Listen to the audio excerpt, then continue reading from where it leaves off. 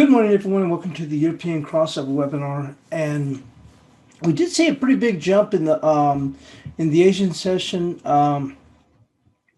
Actually, this is one of the charts that I shared, which was a 2-hour chart on the SPOOs, and I indicated that the 3613 was the key level and the key as far as a 2-hour close. So one of the things I pointed out was, can we get some stops above it? Sure. But the key would be, can you sustain a 2-hour close above this? And we didn't. So that 3613 has held. And you can see we had actually just a few moments ago had dropped already nearly 10 handles from that level. We're kind of pushing back up a little bit. Let me see the low here. Yeah, exactly. 10 handles from that area. So you can see here is that with me. And actually, and I had not even, I don't follow the SPOOs that closely anymore, but really that would be the level right there. And get rid of this.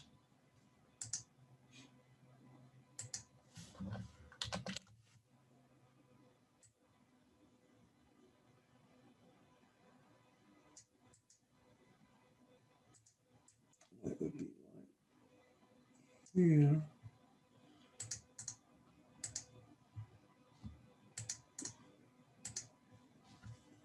So you can see here, they're just not able to go on and sustain the close above that 3613.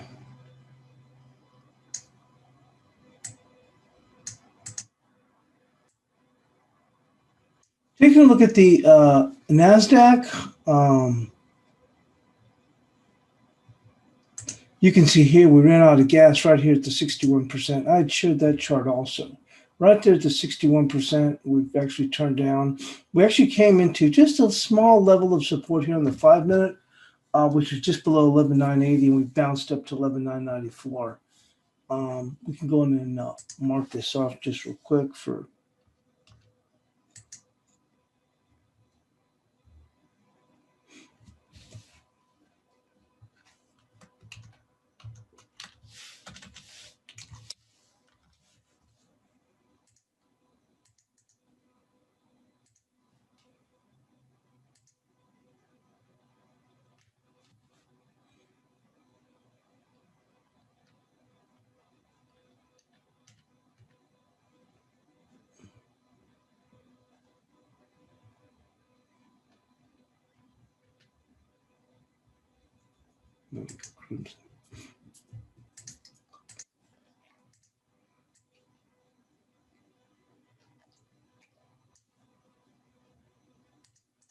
And you can see that's what ran out of gas. And we'll take a look real quickly on the euro.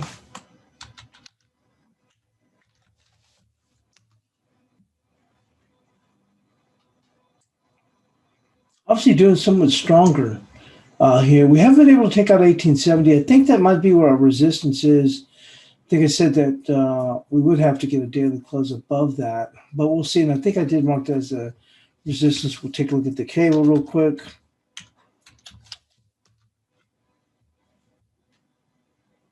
Just a little bit stronger, but running out of gas. And I think that was going to be our resistance too, which was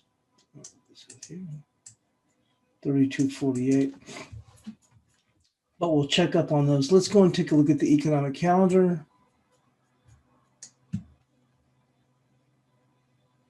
We have Italian consumer prices. At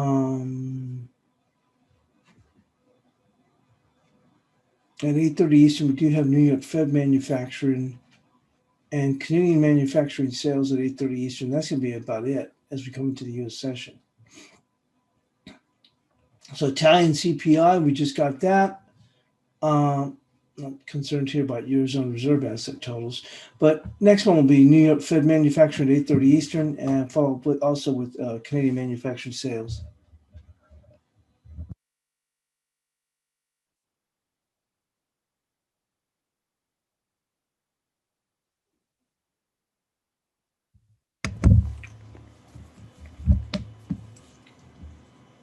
And let's go move this all the way.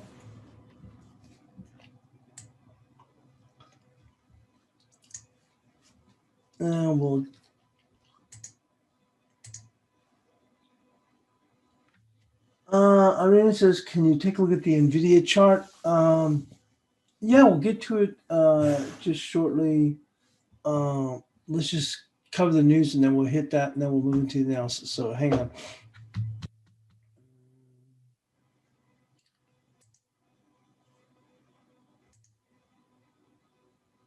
So here's the Nasdaq. You can see this bounce, as I mentioned, right off there, right off this level they made here. We did break low. We are below same day VWAP right now. So moves against here be faded. We'll see whether or not what kind of gap up we get on these pre-market hours. Let's get rid of this.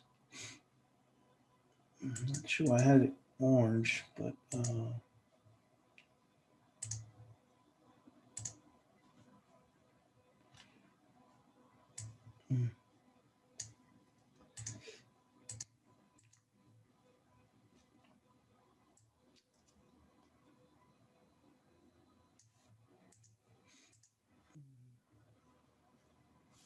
okay, let's go into the news real quick.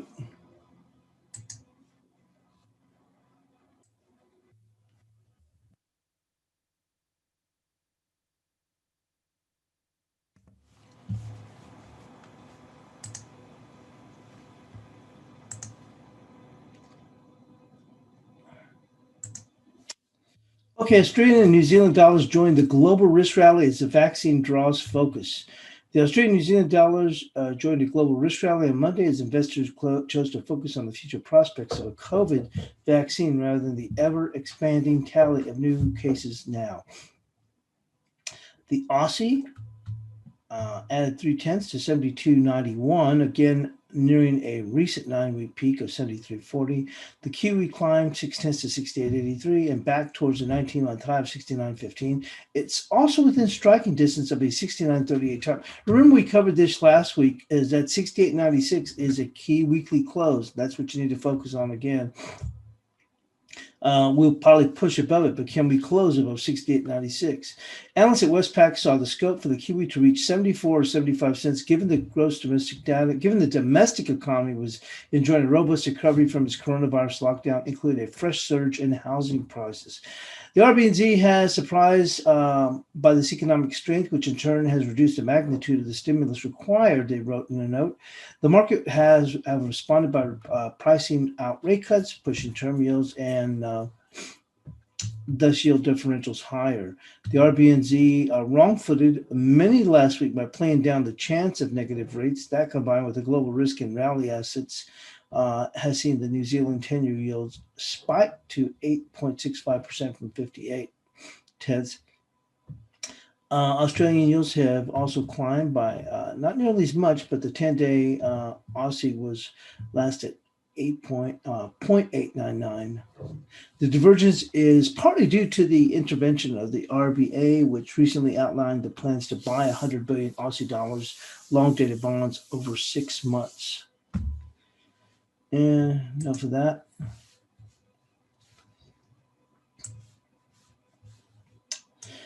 The dollar loses ground and pound gains as traders eye Brexit talks. The dollar lost ground against other major currencies on Monday, while the pound and the euro drew strength from the signs that Britain and the European Union could make progress negotiating a post-Brexit trade deal. Sentiment across the markets was mixed and caught between fears of resurgence of global coronavirus cases and the hopes for a working vaccine that could help reignite the global growth. Hopes for Brexit compromise emerged after news Dominic Cummings, the most powerful advisor to Prime Minister Boris Johnson, would leave Downing Street in mid-December. Meanwhile, Britain's top Brexit negotiator David Frost said on Sunday that Britain and the EU have made some progress in the post-Brexit trade deal negotiations, but might not succeed in getting an agreement. This topic remains an uncertain catalyst. The market needs to be cautious that prices could fluctuate nervously on the news, said Sumino Kabe, senior analyst at MUFG. The pound edged higher against the dollar, changing hands at 32.26 against the common currency, as well as last stood at 89.61 pence per euro. Global markets surged last week on the optimism for the vaccine.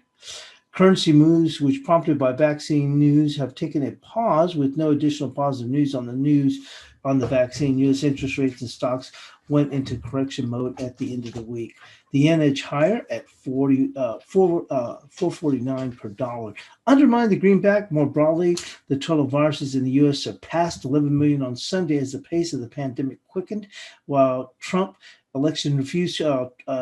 still refused to concede on the election defeat. Some traders have begun shifting their attention to contenders that the President-elect Biden's cabinet. Over the weekend, uncertainty around the U.S. presidential election has declined as it became more certain that Joe Biden secured more votes, and it's easier for traders to take on risks in hopes that the next administration would take measures against the coronavirus. Well, actually, I'm seeing here.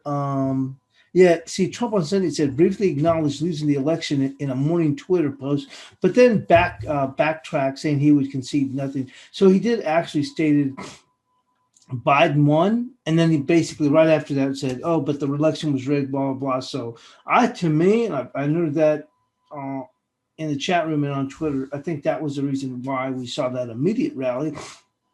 And I also noted that I thought the rally would hold until we got into the European hours, and that the move was going to be fleeting, and certainly that appears to have been the case. We're actually now in the S&Ps. We're actually now below.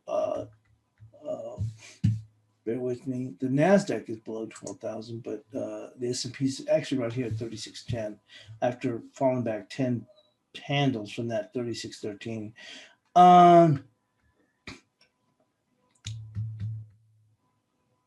And let's see, that's about it right there. So let's go and move into the other equities, and I really wanted to look at NVIDIA.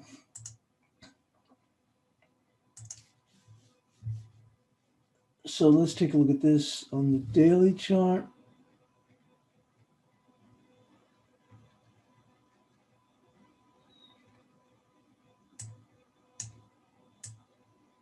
There we go.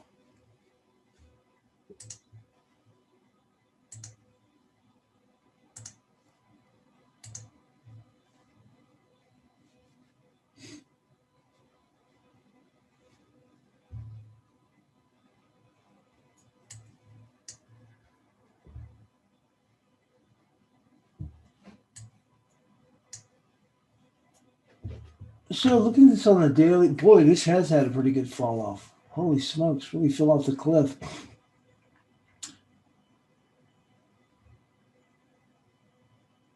We're basically in the middle of nowhere, and we barely bounced back, and we had a dark cloud cover. Not even a dark cloud cover. This is a straight up bullish engulfing bar, but this is they really slammed him pretty good too.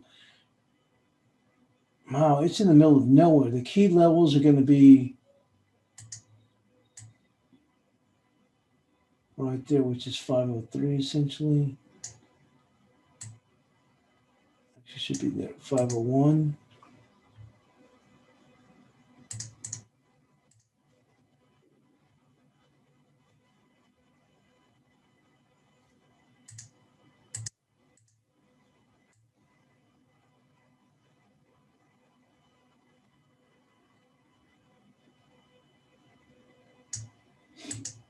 You can see see that bar right there. Just look at it. Actually went to that level right there and backed up, and then above.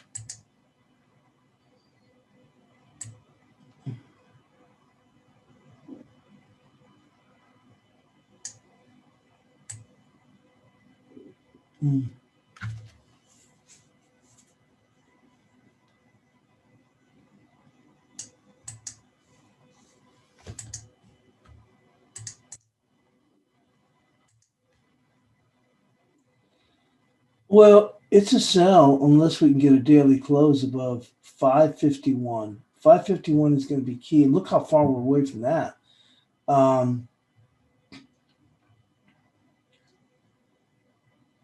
It did hold this area. That close from the prior day, not close, but the open, which is 522.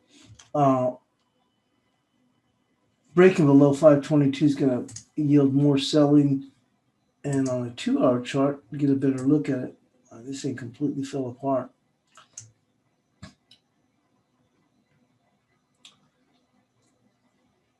Right there.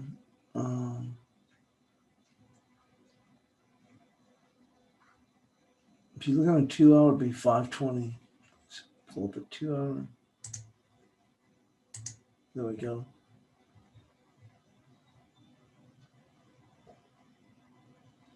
You can see here they're kind of holding that 532,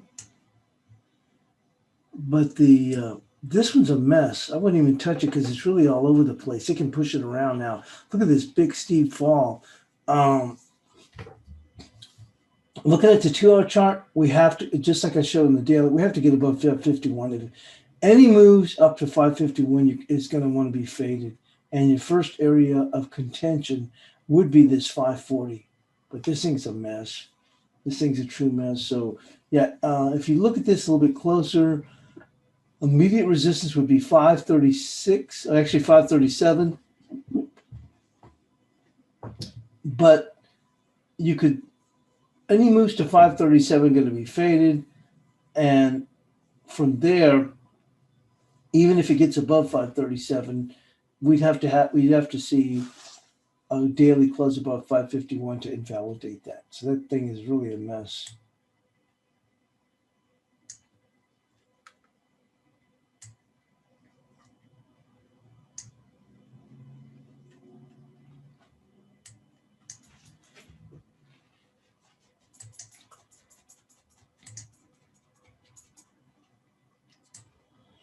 Okay, with that, we're going to move into the analysis.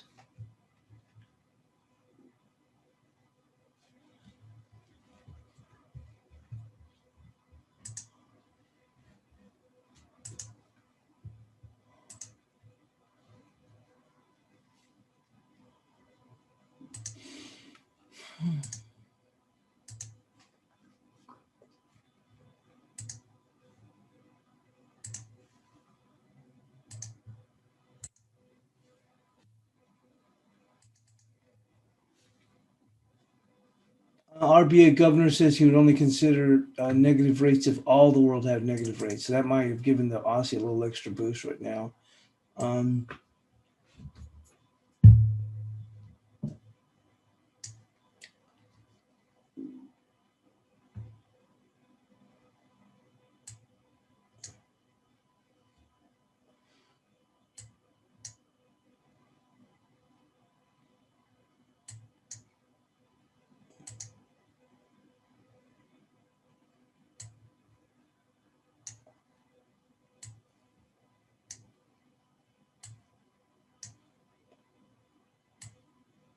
I think it's easier to put it this way than have it all wide across the whole thing. So now let's go move into the euro dollar.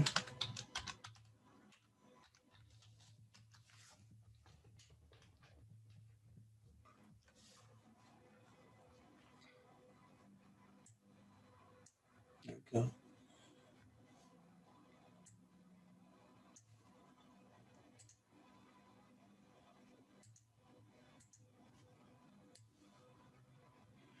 So the euro closed the prior week just above 1831.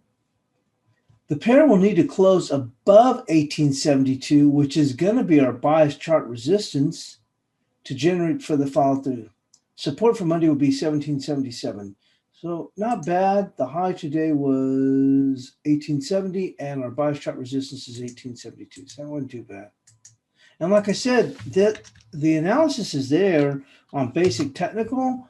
I mean, obviously we're 20 pips off or 18 pips off the high right now, but that's what I'm saying is it's actually available in basic technical. I do the Asian update during the evening, but actually when it's on the weekend, the Asian update is done on Sunday morning. So these numbers were available from late Sunday morning.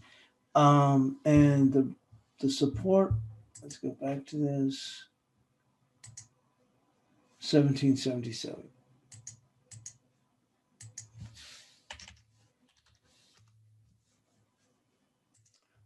Let's go take a look at the cable.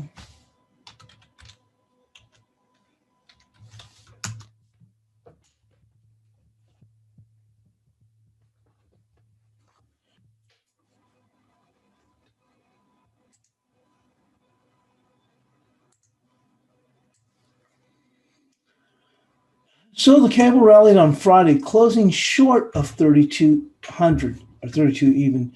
The pair will need to close above 32.75 to generate additional momentum. Resistance on Monday will be 32.48, and look where they stopped.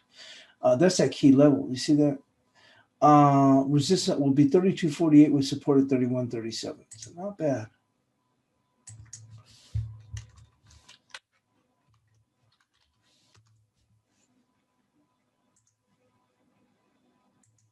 Let's move into the Aussie dollar.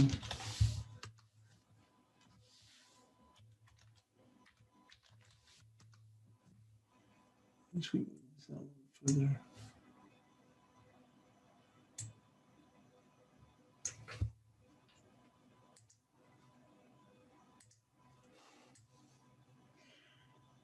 So the Aussie posted a bullish cloud cover on Friday. You can see that bullish cloud cover. You extend beyond, more than halfway. You see that? So bullish cloud cover, which suggests a further move.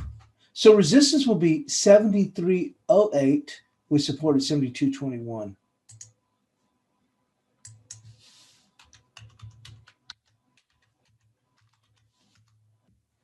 And moving on to the Kiwi.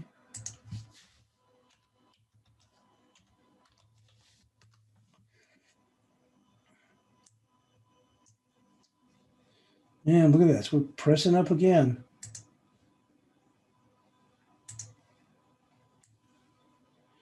So the Kiwi defended the 68 cents on Friday. You can see that down here.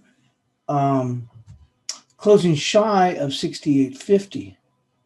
Resistance to start the week will be 68.81. We're just above that. With the daily close above that, opening a challenge to 70 cents. Support will be 67.86. So 68.81, 67.86 for support. And don't forget, we talked about that. Keeping the 68.81. 68.96 is a weekly level. So once again, the key thing is, can you close above 68.96? And I shared the same thing with the S&Ps. So I said 36.13 is a key level. But can and I put on there, are there stops above that? Sure. But the key will be, can you sustain a close above 36.13? And we didn't. You see what I'm saying? So when you look on here, they actually got up as high as 36.17, which isn't too bad. They pushed up 4 handles. But look, they couldn't close above it. So if you just got short at that point, because the key thing was, can you close above it? Then that was good for 10 handles. Now we've started to pop right back up again. We'll see what it's all made of. But once again, that's the key, 36.13 on a 2-hour chart. Can you sustain a close? My thoughts were they would hold them up until the European session and that the move was fleeting. And certainly we did see that. But my point is that that's the key takeaway. Once again, the weekly closing resistance level is 68.96. Did we push above 68.96 last week? Yeah, we got up to 69.12. But where do we ultimately go down to? We closed at 68.50, even below that, but we actually went all the way down here to 68.12. So actually that was a 100-pip move off of that from those levels. But I mean, you could have just waited and say, wow, I'll stay short as long as we don't close above 68.96 for the week. And that's why I always look at the bodies, as I told you before, and how I come up with these resistance and support levels. Let's go on now to the dollar CAD.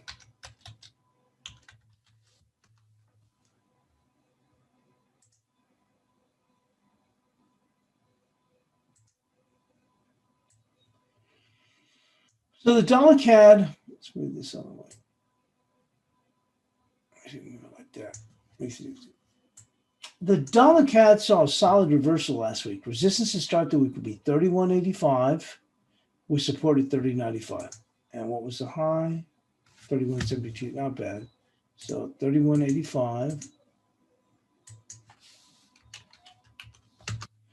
And support.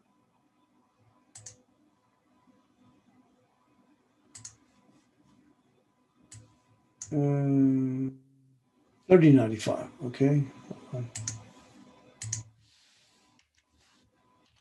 When I do the analysis, I honestly, I just look at the bars and I kind of look at how the structure of the market is, like the whole, a daily close, whatever. And then I just look for confluences of bars. And sometimes I'll mix in a fib, but for the most part, that's all I'm looking for, because once again, the bias chart is good for basically 24 to 36 hours. So we're just looking at the immediate level. It doesn't mean that's going to be the high, although like with the euro, we had 1872. I posted this since Sunday morning, and the high today was 1870.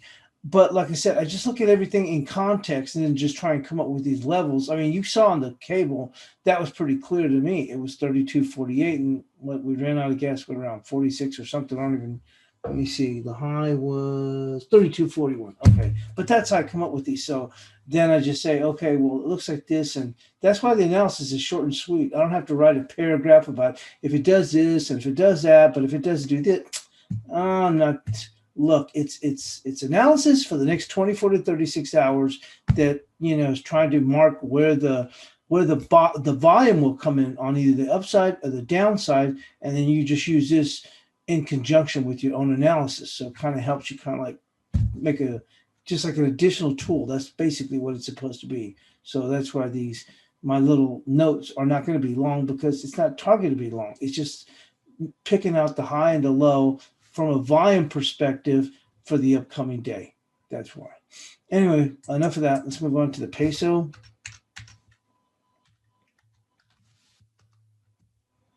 And this peso looks like crap. Hang on. So the dollar peso retreated on Friday from bias chart resistance of 2068. Yeah, like this is a good example. Like the bias chart resistance on the peso. I don't know why I put on here. I have 65 anyway, and I think the bias chart the previous day was 68. But anyway, so we came up to 2068, which I guess I don't know why I moved it to 65, because it's 168. But anyway, that being said, it was 3 ticks above it. And then look where we are now. But even then, look where we closed on Friday. You see what I'm saying? So once again, I just look at a level and say, what does it look like? We're going to see some volume, and where could the market get to where volume would come up? But I put 2068, but apparently it was 2065.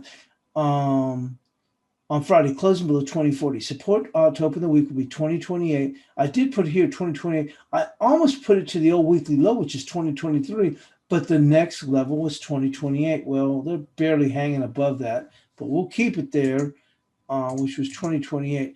But keep in mind that the weekly level on the peso, weekly level resistance, or huge level resistance, is 2023. Remember 2 weeks ago we had that as a downside target, so keep that in mind, that 2023. But we'll put 28, so we'll stick with that. The upside is 2049.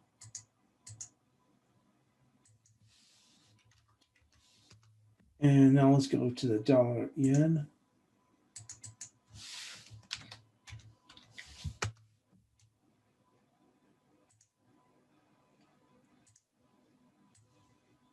So the dollar yen posted a fierce reversal on Friday. You saw that. Look at that. Holy smokes, the thing really came apart.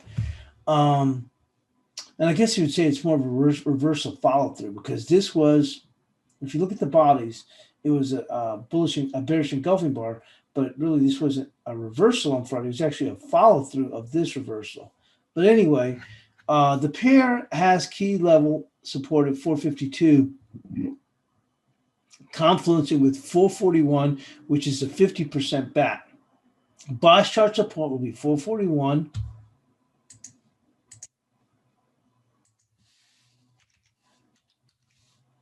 With resistance at 494.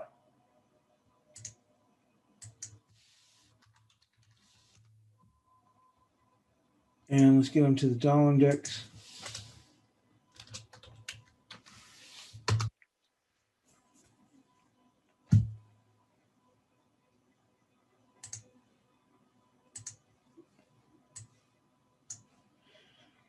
So the dollar index finished the prior week as a directionless dud. Support to start the week will be 92.52. Looks like we just barely got past that. We're at 92.64 right now. A daily close below that will pretend to move to 92 even. Resistance will be 93.13. So 92.52.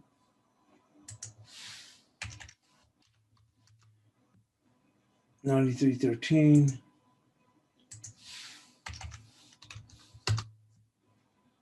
Low for the day has been 92.45. So that wasn't too bad. Let's go and move into the Kiwi.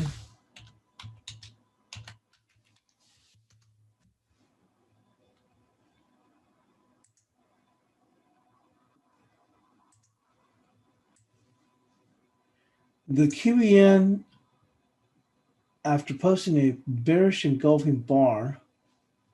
Oh, that was a bearish engulfing bar. Yep. I just do the notes and then that's it. At that moment, I'm looking at the chart and boom, that's it. Do my little notes. And so after posting a bearish engulfing bar on Thursday, yeah, that's right, it was Thursday. Closed low on Friday, but held the 71.40. You can see that right there. Support on Monday will be 71.14. I thought they would try and take out the stops here, but apparently not. With resistance at 72.07. So we put it at 71.14. I thought they were going to take out the stops this morning. I guess they just didn't want to do it. I thought for sure that was going to happen. To me, it seemed to make much sense. I mean, it made sense. Although they had already fallen apart, I thought, okay, well, they can press the stops, and there's my 14. Actually, I probably gave it a little bit too much. You know what? I think I gave it too much room. Doggone it. That's what I was looking for right there. So I meant, but oh well. I already noted it here.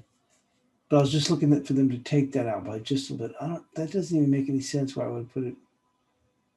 Let's see, the open here. Yeah, that's it. You see the opening bar here, and that confluences with these wicks. So that's how I came up with 71.14. But I thought they would have taken out the stops. They did. Oh, well. Anyway, let's go and move on to the Euro Pound.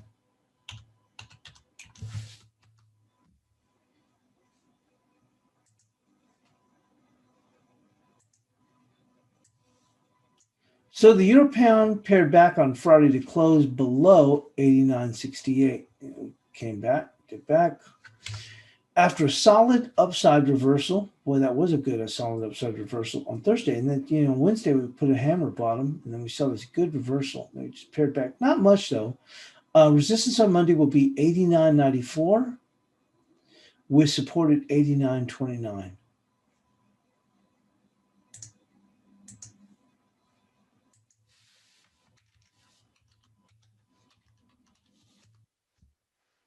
Still marked as bearish. Let's go into the Euro Aussie.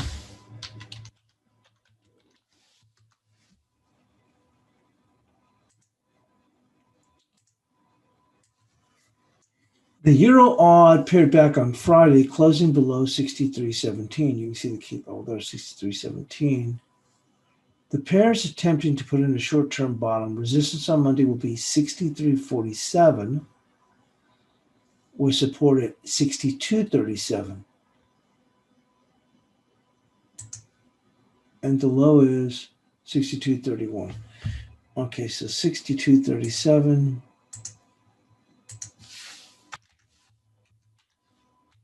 63.47.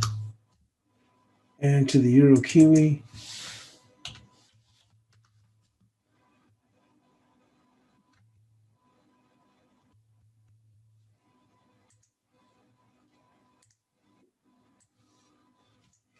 The Euro Kiwi closed slightly higher in a tight range on Friday. You can see that here. Resistance on Monday will be 73.48. Holy smokes, that thing didn't even go anywhere towards the high. With support at 72.46. So is that right? 72.46. That didn't make any sense. Maybe it's because I thought, let's see, take a look. So the close right here.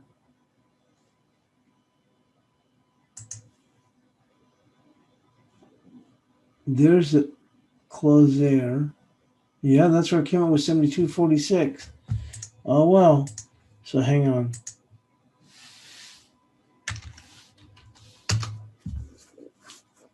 And the high,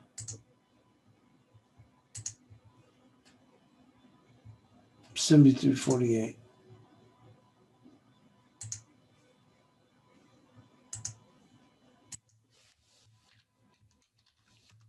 On to the Aussie yen.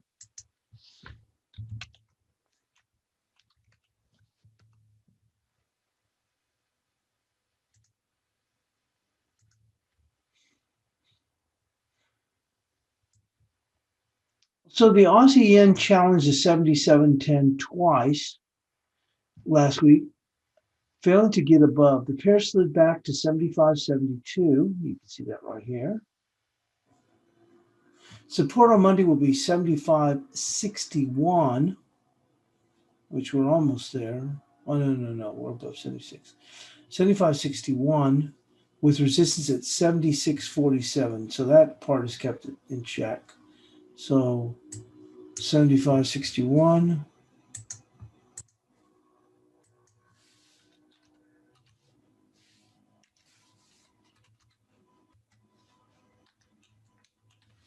$6.47.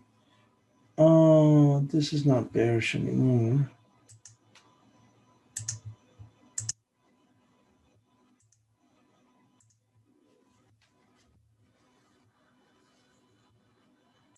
Into the guppy.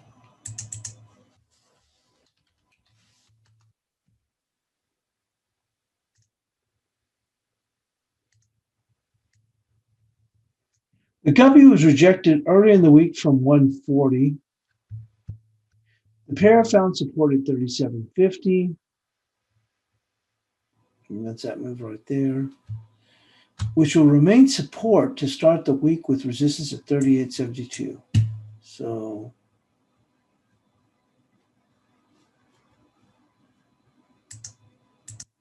$37.50. 38.72.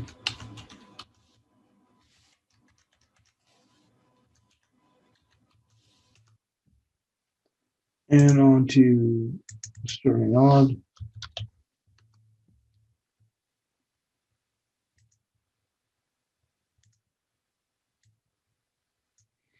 Sterling odd paired back to finish the prior week after a rebound close to 83 cents. Support to start the week would be 80.82. We're not too far away from that. We've actually probably just hit it with resistance at 82.06. Yeah, we went right there. That's the low, 80.82.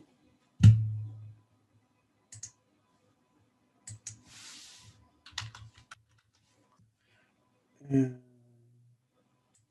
resistance 82.06.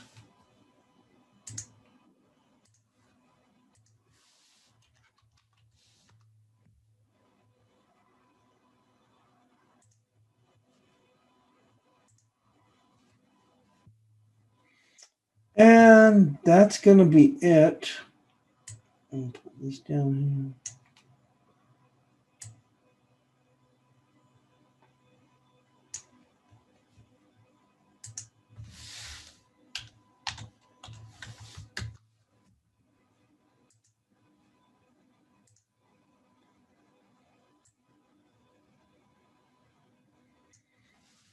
Taking a quick look, you can see Tesla's up a little bit higher. Not a whole lot.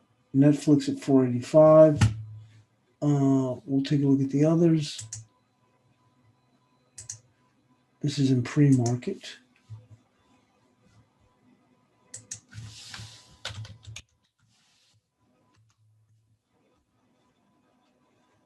That closed at 1926. Let's see where it is in pre-market.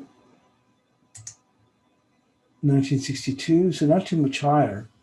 Microsoft at 218. Let's say we closed, so we're up about $1.75 or so. Maybe not quite that much. Amazon flattish.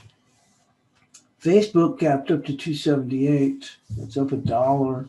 Not anything out of the and you can barely see this. You can't even see it, but there's right there. See that 536? Up $4 on Nvidia. So let Irina know right there. You see that? 536. And remember, we were saying that there'd be fade moves against 537. So we're at 536 and a quarter. And Google, and she's a pretty quiet and pretty market.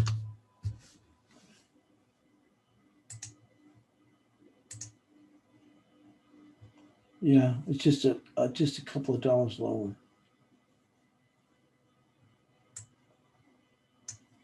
And that's where we're at.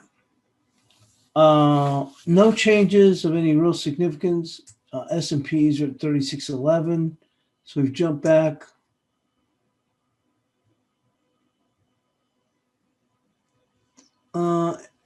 Amira asked about platinum. I don't follow any of these markets. I could just take a quick look at that. I even forgot the code for platinum because I'm going to get confused with palladium. Hang on. Yeah, PA. Okay, PL. Okay, hang on.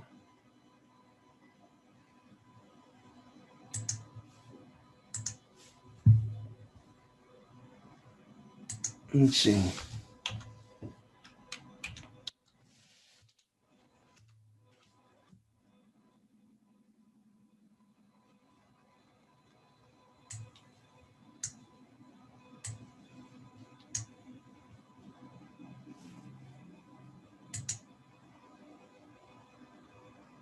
Well, in the 30-minute, you can see we've got a medium-legged doji here, which when you get a medium-legged doji, it's not that big one, but you get a medium-legged doji, generally means bulls don't have control, bears don't have control, but you usually retrace back from what the prevalent move has been. And then you can see a little bit of a gravestone doji. Of course, it's on a 30-minute, not necessarily suggesting to trade platinum on a 30-minute, but just happened to be on a 30-minute. Looking at the daily,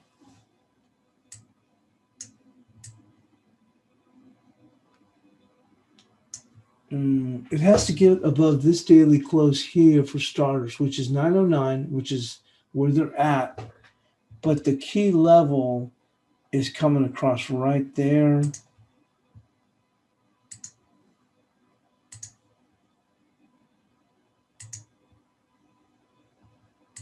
Which is 917. You can see that, 917. Then take a look at it on a weekly.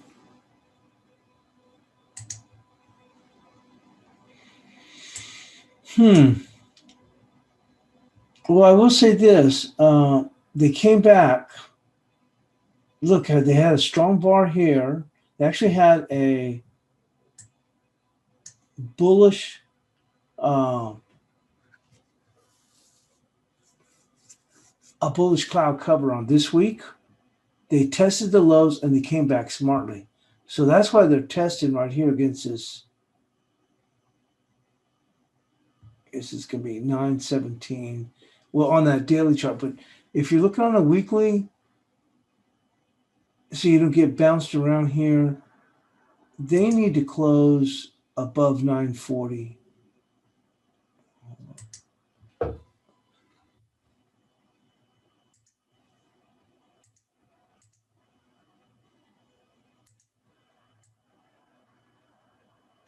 Yeah, 941.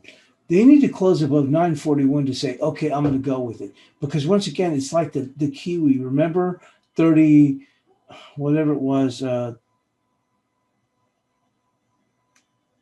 weekly level was 96 though, 68.96. Remember, so we got up to 69.12, but look, we from 69.12 we faded 100 pips. So the weekly level is important, but you can see we're all over the map. Look, down, up, down, up, down, up.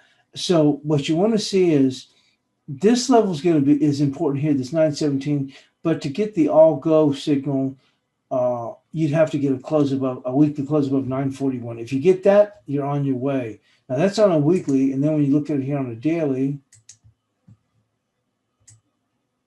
you can see the importance right there. For starters, you got to get above 917, but it'll be the real thing if you can get a weekly close above 941.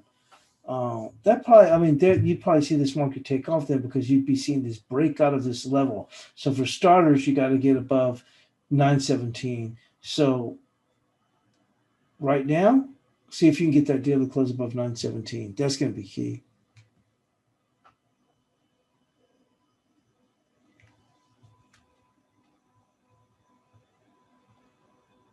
Okay, well, that'll be it. Thanks for joining us here on the European crossover webinar, and we'll see you in the chat room.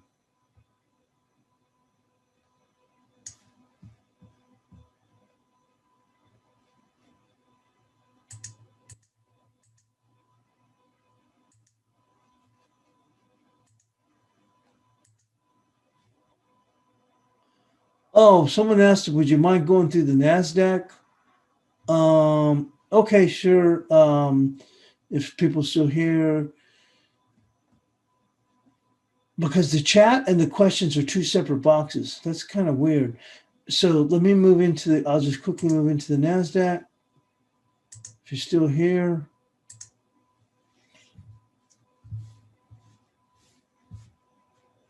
Okay, so I shared this in the chat room at the time. In case you missed it, everybody's still here. I said goodbye, but in case everybody hadn't signed off yet. So the Nasdaq, we rallied up here to exactly the 61%, and we faded a bit. But the Nasdaq is still looking kind of okay, even though we paired back. But that's a pretty decent move. Look, it looks like, wow, we're still up there. But if you look at it on this, go to this quickly.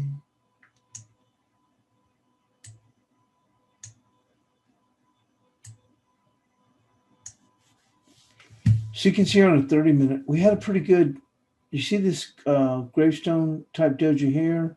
And the market, if you look at it, well, I always say go with the body closes. So I look at that. You see how we never got a daily, see how we didn't get a close above that? So if you were prone to short it, that's what I'm saying. You just say, as long as we don't close above that level, I can just stay short or take a short. There wasn't a reason breaking up here to say you'd be short, but I'm saying, wow, I think this level's is overdone. Look at the wicks, wick. I'll go, if I can see a lower move, I'll go with it. And you can see here, we started to break lower. There was also some key volume levels that we saw here also in the Asian session that really suggested some, when the market, I think it was this one right here, when the market broke lower. Obviously, this is on a short 1 minute basis, but you can see all the amount of volume that went off. I like to use the volume to look if it confirms when we're running into a top or bottom. It does make a big difference. You can see here when we made this initial move down to 11.99. Look at that volume pop up. That's not huge, but in the European session, or Asian session, that's pretty good volume. So you can see here from that level 11.990, we bounced up to about, maybe not a whole lot, but we bounced up to 12,000 teens. That still wasn't bad, but you can see here that told you don't. Be careful staying short now because we've gotten so many people to come in and cover. We saw a little bit of the same thing here, and you can see on this bounce back up here. But that being said, here's the same day VWAP. So if we're looking at a 5 minute,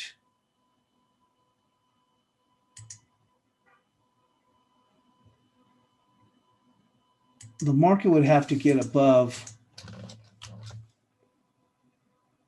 12,035 for people to start saying, uh-oh, I need to cover. So this market is going to be a fade. We do have the same day VWAP at 12,026, but moves to 1235.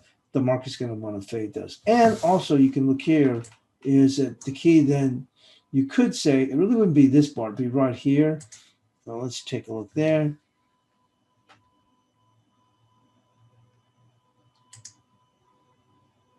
Right there. So you don't want to see a 30-minute close.